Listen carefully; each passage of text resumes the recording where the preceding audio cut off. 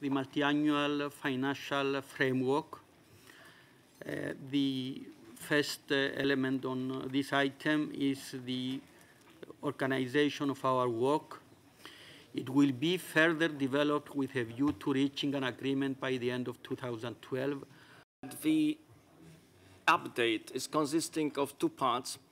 First one, much more interesting, is about figures, and second is minor amendments to the text of multi-annual framework regulation. As for the reasons for the figures update, there are four of them. Firstly, Croatia. Second is update of the cohesion envelopes. Third is update of payment ceilings. And the fourth and final is how to express the volumes in terms of percentage of GNI. The result, mainly upon cohesion envelopes, is minus 5.5 billion for decrease by 5.5 billion for 27. I would like to present very shortly on behalf of the 15 member states, Friends of Cohesion, a few messages which we believe are vital at this stage of the process. The result of the update is actually no more money for cohesion countries in EU27, but less money for cohesion countries in EU27. And we have to note that this is not consistent with the message of the European Council. We should not forget that the starting point is a nominal freeze in cohesion policy. After the update, we come to the conclusion that we have reached the limits of further reductions in cohesion policy budget. And that's the message which I should emphasize extremely strongly. We have reached the limits of further cuts in cohesion policy. Thank you. Hungary is by far in the most disadvantageous situation after this update. Altogether, we would face a close to 30% reduction in our cohesion allocations. And it is politically unacceptable for a member state whose level of development is forecast to remain well below 75% of the EU average. We have many friends, and perhaps for this reason, we don't agree with the current proposal for technical update, because we believe that the problem is not so much financial, but political. That is the most important problem, the problem of coherence. We don't think that this proposal is consistent with the general objectives of growth and creation of employment, particularly in the more disadvantaged regions of our Union. One of our main concerns from Germany is this principle of better spending. Better spending.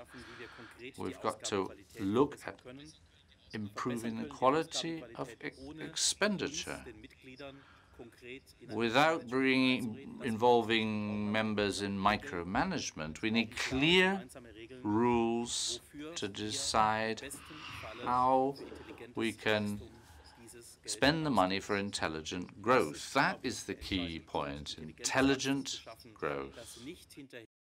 The priority for us is that there should be a firm ceiling on the overall size of the budget framework.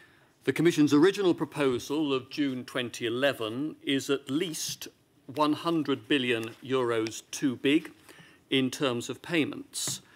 I do think it's remarkable that the answer to a weakening growth outlook in a debt crisis would be an increased budget and not reduced budget. Together with many colleagues around this table, I have repeatedly, during the meetings we've had during the spring, stressed the need for a real freeze of payment in the next budget period and thus of member state contribution. Future EU budget should emphasize investments into policies stimulating EU competitiveness, economic growth and job creation, and cohesion is a key policy to reach this. The real challenge of the future EU budget is to spend our resources in a better way. The principle of better spending means simple implementation rules and overall modernization of all expenditure policies. reiterate simply three principles that continue to be of importance to us. That is the top-down approach in order to come to a realistic and adequate spending level. Better spending, growth and jobs must come through increased competitiveness in the Union. And we must recognize that the budget will have to have a level that is commensurate with the political and economic realities these days in our member states. It is a real threat, it's not imaginary, and it goes beyond the overall expenditure of the budget of the European Union. And at this moment in time, this threat, if it were to materialize, would be disastrous, not only for the Friends of Cohesion group, but for the EU in general. For the MFF, we think it is a solid program.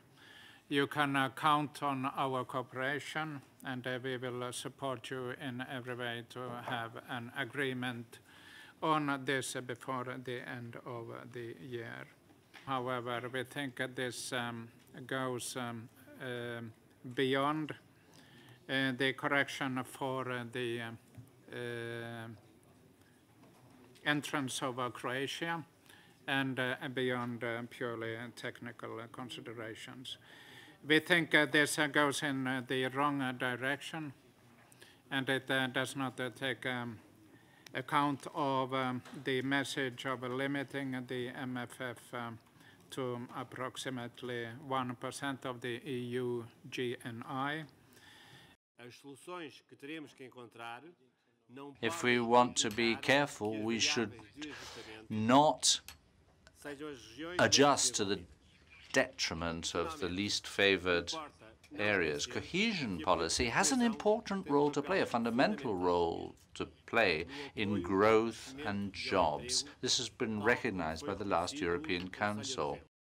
I would just like to recall that Denmark has one and only one decisive priority in these negotiations, and that is that we need a net correction on the revenue side of 150 million euro annually from 2014 to solve our problem of an excessive budgetary contribution. On updated Commission proposal, it's clear that the Commission's updated proposal is of technical nature. Hence, it's only natural that it doesn't address any of our three main problems: cohesion capping, CAP direct payments, and the commissioning of Ignalina nuclear power plant. Austria is in favor of cutting the overall volume of the MFF by at least 100,000 million euros. For my country, the main issue is how the MFF can contribute to growth. More precisely, how the MFF can contribute to smart, sustainable growth.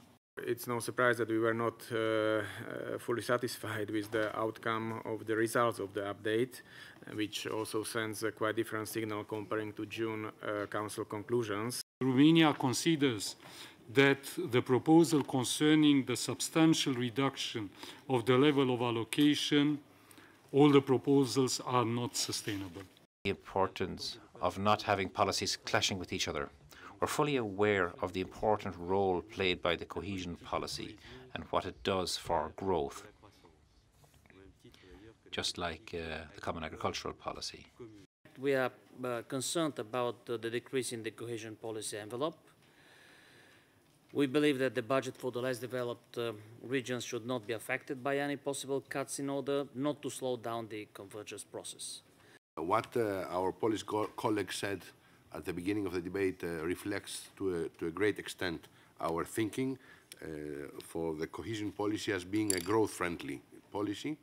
And we welcome the work done by Commission in updating the proposal for next MFF, meanwhile stressing that the sufficient financing has to be ensured for investment through cohesion policy. Despite the fact that cohesion policy amount is decreasing with this update, we consider it to be purely technical exercise, and we shouldn't allow this technical exercise to overshadow the debate on the political goals and content. We would just like to stress once again the importance of cohesion policy in our overall efforts to increase growth, jobs, and pull through these difficult times.